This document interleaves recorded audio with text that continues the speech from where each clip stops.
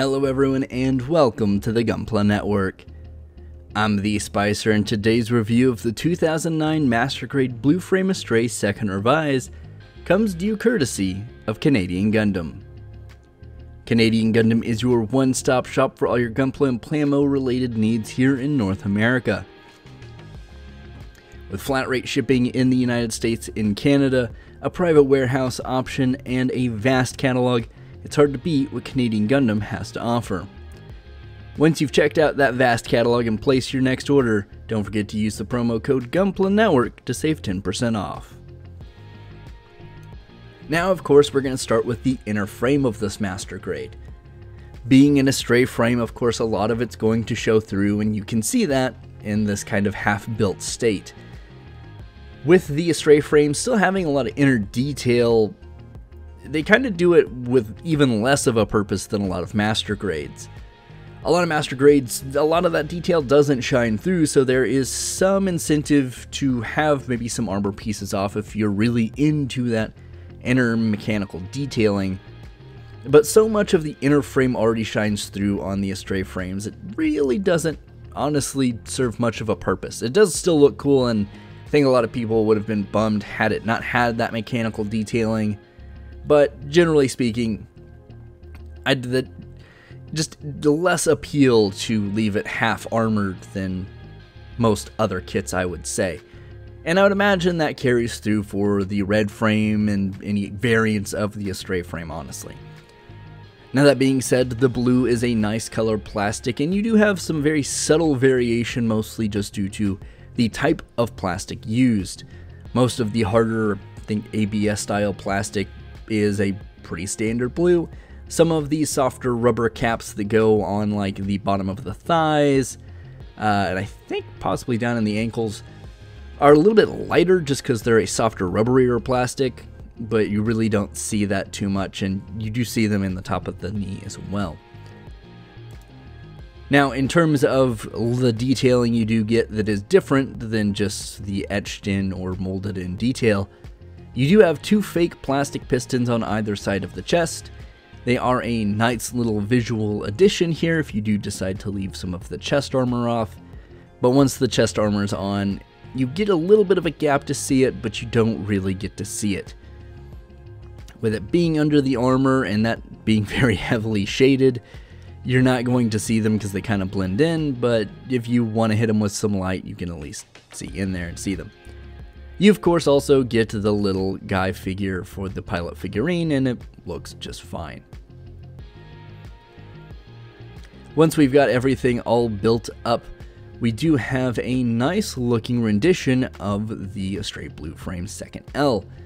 This is more stylized than the high grade, kind of as we expected from the box, and generally overall I like this aesthetic more.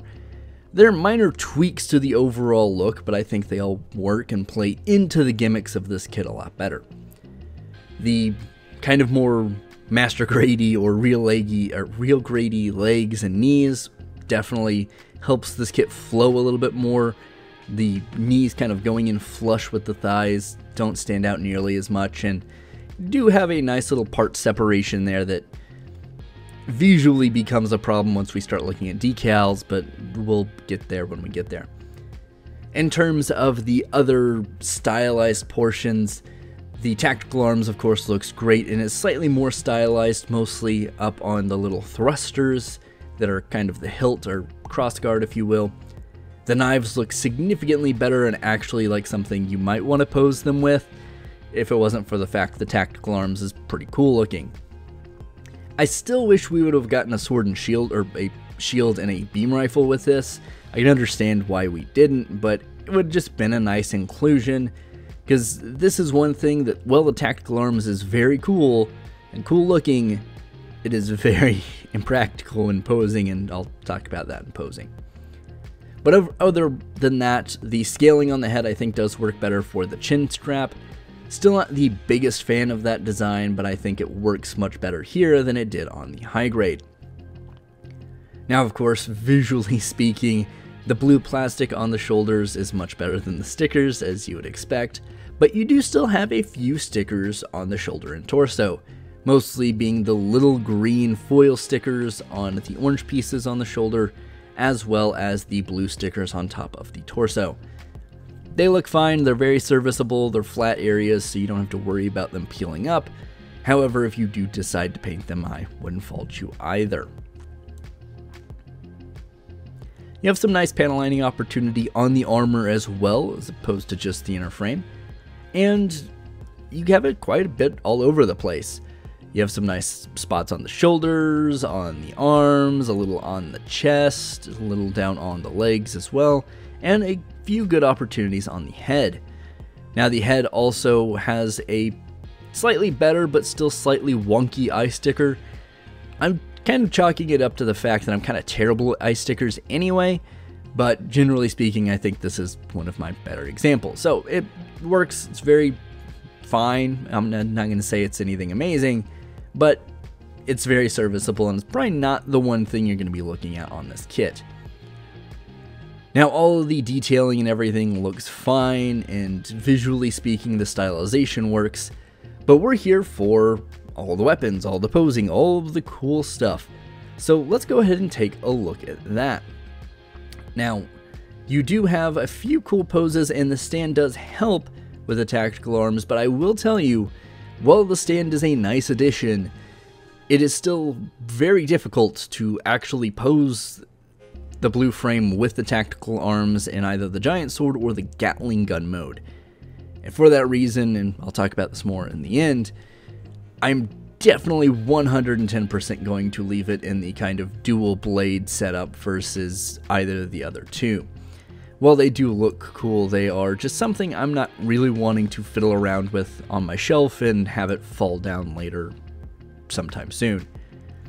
But in its giant sword mode, it is still very imposing, and even holding it with the stand here, it is pretty stable, but you do have some concerns, especially if you're on a slick surface. So any of you out there with detolfs or glass cases, kind of keep in mind that the legs, at least the hips on the Astrays, like to kind of push out over time, and this is something I've had on multiple Astrays.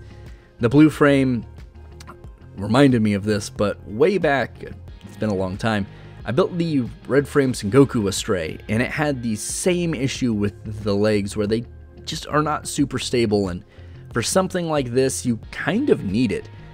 Even with the help of the stand, this is still a huge sword, and you do have to kind of get into some awkward positions in order to hold it in a cool way. Now, whether it's on the back or if you just have it by itself next to the Astray, it looks fine. It's a good looking sword. It's very imposing, but it just, once again, it's one of those cool things on paper, but in practice is not the best thing in the world. Now, you can absolutely stand it while it is on the back without the stand. It works fine. Once again, glass shelf. Be a little wary. The legs might kind of start to splay out a little bit, but generally speaking, it works.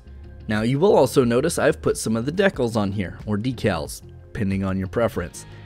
I added some of the dry transfers and some of the stickers, and I do have to say, I was a little disappointed. The dry transfers do work good, it's just you don't have a lot of them that are super noticeable. A lot of them are small, like warning signs and things, instead of like the cool stylized stickers on the shoulder or knee.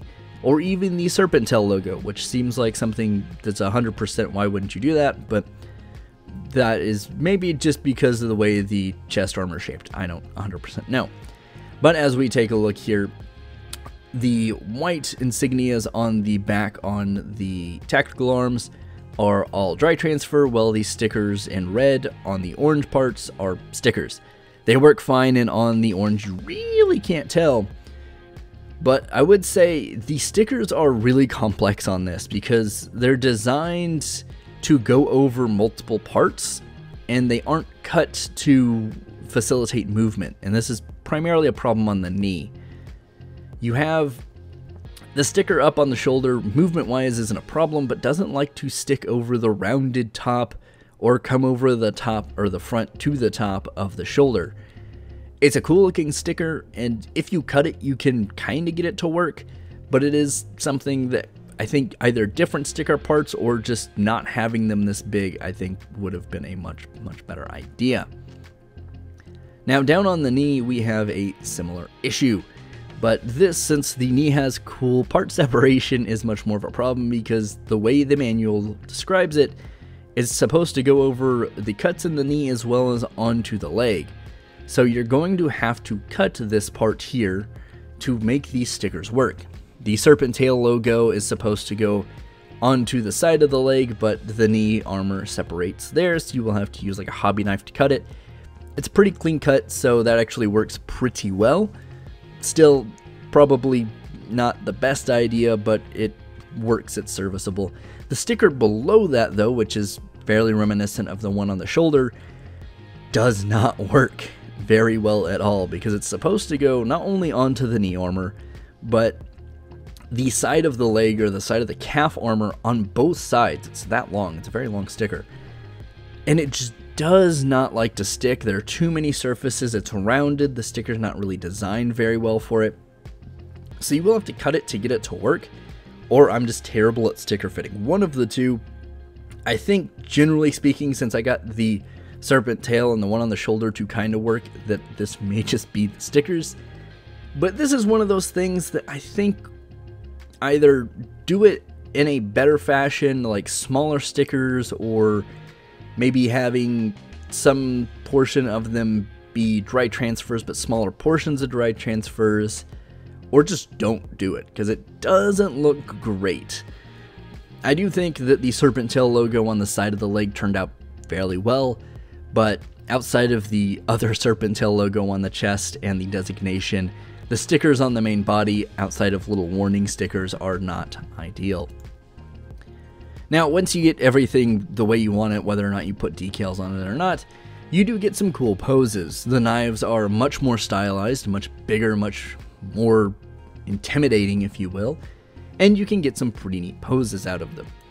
If you have them forward facing, you can put the trigger finger through the top, which is kind of a cool look, or you can have it reversed, and it does take a little bit of work to get it in there, but it does look fine, and it holds pretty solid as well.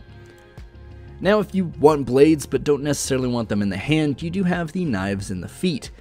You have a back portion that comes out that I don't know is a knife, but it does look kind of sharp like a blade, and it slides out, so that's pretty cool. But you have the knife in the front, and that is a cool addition and works much better here than it did on the high grade. Now, if you want to go with a much larger weapon, you of course have the Gatling version of the tactical arms, and well, you can absolutely get it in some satisfactory looking poses. I would say it is going to take some work. So if you do want it, I would say this is one of those things you decide if you want to leave it like this, this is what you do. If you want to pose it around a lot, I wouldn't exactly say this is a good idea. You can get it to work, it's just you're going to experience some frustration and waste quite a bit of time trying to get it in a satisfactory pose where the Gatling stands fairly solidly in the hand of the blue frame and the blue frame stands solidly. It looks good, it's just kind of finicky, so if you like this, this is probably how you're going to leave it.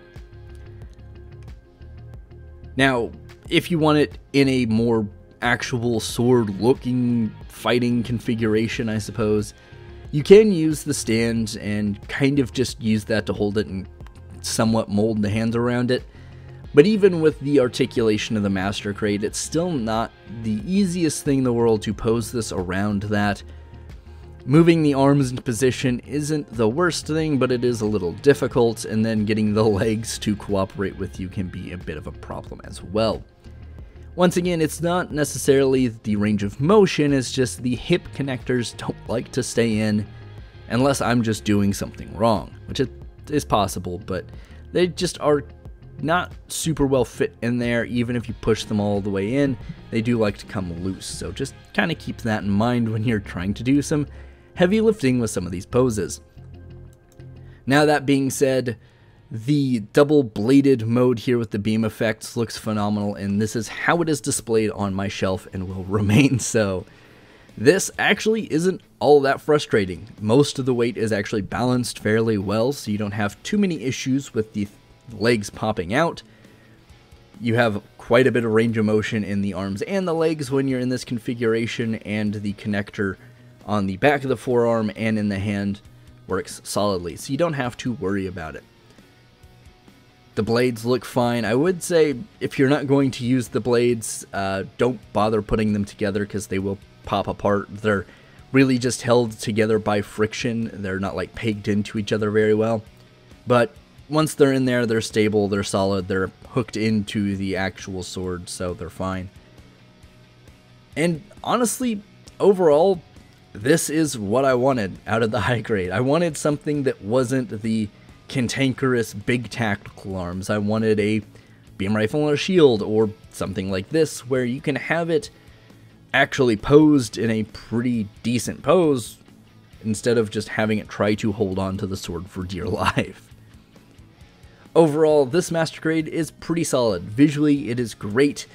Posing is a little bit more of an issue depending on your preferences and your patience with posing, but I would say if you're a Seed, Cosmic Era, Stray fan, this is definitely something that's right up your alley. It is just so cool looking. If you don't really like Seed and don't like the edgier design of this, I would say this is a solid pass for you. But overall, if you have any questions for me, please leave them in the comments below. I will try my best to answer them. And as always, friends, I've been the Spicer for the Gunpla Network. Please stay safe and keep on building.